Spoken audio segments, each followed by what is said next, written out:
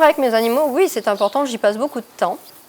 Et c'est vrai que moi, mes agneaux, je les gratouille, voilà, je leur cause, voilà. En travaillant, je parle à mes bêtes.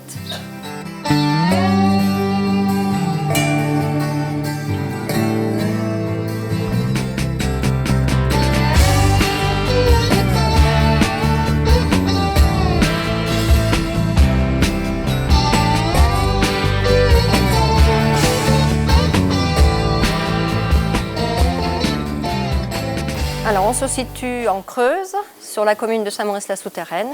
On a beaucoup de chênes, de châtaigniers. On trouve du maïs, des céréales et de la prairie, bien sûr. C'est un système herbager surtout. Le Limousin, c'est reconnu pour l'herbe. Alors, le troupeau se constitue donc de 600 brebis. Dans les 600 brebis, il y a 150 agnelles de renouvellement. On renouvelle notre cheptel tous les ans. Voilà.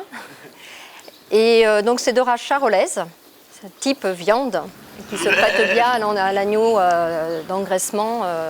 Voilà. On produit que de l'agneau d'engraissement, que de l'agneau de bergerie. Alors nous, en tant qu'éleveurs, on s'est engagé dans la filière qualité baronnie. L'agneau baronné, ce n'est pas une race. Le baronné, c'est une qualité, c'est la qualité de l'agneau. Pour qu'il soit baronné, il faut qu'il soit conforme, il y a la conformité. On produit nos agneaux, enfin on les fait naître, on les élève et après on les vend. On apporte de la qualité, enfin de la bonne viande. L'agneau baronné est nourri avec les céréales, du foin, de la paille, donc des produits tout naturels. C'est nous qui produisons tout, nos céréales, mais nos céréales sont que pour les mères. Voilà, c'est de l'autoconsommation que pour les brebis.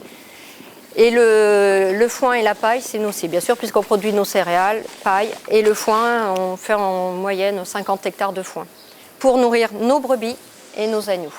Donc c'est nourrir correctement les bêtes, déjà, s'occuper des bêtes, nourrir les brebis, leur donner du foin, leur donner des céréales, leur faire de la litière en bâtiment, que ça soit toujours propre pour éviter les microbes, et c'est de la surveillance surtout. On fait vivre beaucoup de gens, que ce soit vétérinaires, techniciens, abatteurs, les commerçants, les boucheries, voilà. Mon métier, non, il n'est pas si difficile que ça.